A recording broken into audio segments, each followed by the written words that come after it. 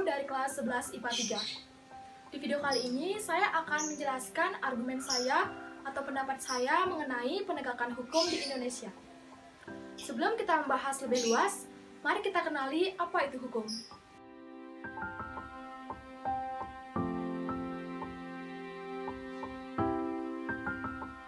Tahukah Anda bahwa kita sebagai warga negara Indonesia memiliki hak dan kewajiban yang sama di depan hukum? Hal ini tercantum pada Undang-Undang Dasar Negara Republik Indonesia tahun 1945, yakni pasal 27 ayat 1, yang berbunyi, setiap warga negara Indonesia berhak mendapatkan perlindungan sekaligus memiliki kewajiban untuk menghargai dan mematuhi hukum yang berlaku di Indonesia. Banyaknya pelanggaran hukum yang terjadi di negara kita memberikan gambaran bahwa supremasi hukum belum tercapai. Untuk itu, setiap warga negara Indonesia harus melek hukum. Artinya, dengan mengenal hukum, kita tahu apa saja hak dan kewajiban kita dengan hukum, sehingga kita bisa menghindari terjadinya pelanggaran hukum. Sebagaimana yang kita ketahui, Indonesia adalah negara hukum. Seperti yang tercantum pada pasal 1 ayat 3 Undang-Undang Dasar Negara Republik Indonesia tahun 1945. Sebagai negara hukum, Indonesia dituntut untuk menerapkan prinsip-prinsip yang dijalankan oleh negara hukum.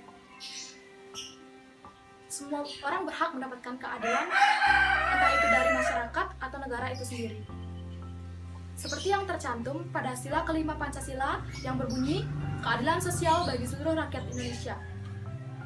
Hal ini sangat jelas, bahwa semua orang berhak mendapatkan keadilan tanpa terkecuali, tanpa memandang bulu, entah itu pejabat atau rakyat kecil, entah itu kaya atau miskin. Tujuan hukum yaitu memberikan keadilan bagi semua orang.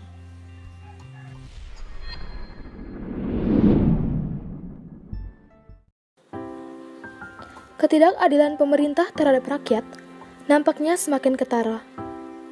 Tindakan pemerintah yang timpang dalam menghukum rakyat nampak berat sebelah. Ibarat penguasa yang semakin menampakkan taringnya kepada siapa saja yang mengusik atau mengkritiknya. Jika wajah rezim seperti ini masih ditunjukkan, maka itu tak heran apabila ada yang meragukan eksistensi rezim saat ini. Namun, dalam prakteknya, hal ini tidak terjadi lagi di Indonesia. Hukum di Indonesia belum bisa memberikan keadilan bagi masyarakat yang tertindas. Justru sebaliknya, hukum menjadi alat bagi pemegang kekuasaan untuk bertindak semena-mena. Saat ini, hukum di Indonesia yang menang adalah mereka yang mempunyai kekuasaan, mereka yang mempunyai banyak uang, pasti aman dari gangguan hukum meskipun melanggar aturan negara. Orang biasa atau rakyat kecil yang ketahuan melakukan pelanggaran kecil langsung ditangkap dan dijebloskan ke penjara. Sedangkan para pejabat negara yang melakukan korupsi hingga miliaran rupiah milik negara dapat berkeliaran dengan bebasnya. Mari kita lihat salah satu kasus ketidakadilan yang ada di Indonesia. Kisah mengharukan nenek Asyani yang mencuri 38 pohon kayu jati berakhir di meja hijau. Beliau ditetapkan sebagai tersangka dalam kasus hilangnya 38 pohon. Kisah yang dialami nenek Asyani ini benar-benar menggambarkan pepatah populer di masyarakat, yakni hukum di negeri ini tumpul ke atas namun tajam ke bawah. Asyani diseret ke Pengadilan Negeri Situbondo, Jawa Timur dengan tuduhan mencuri 38 kayu jati di lahan perhutani. Nenek Asyani didakwa pasal 12, pasal 83 ayat 1, Undang-Undang Nomor 18 Tahun 2013 tentang pencegahan dan pemberantasan perusakan hutan dengan ancaman 5 tahun penjara. Selanjutnya, kisah kesaktian sang koruptor. Gayus Tambunan terpidana kasus korupsi yang divonis 30 tahun penjara.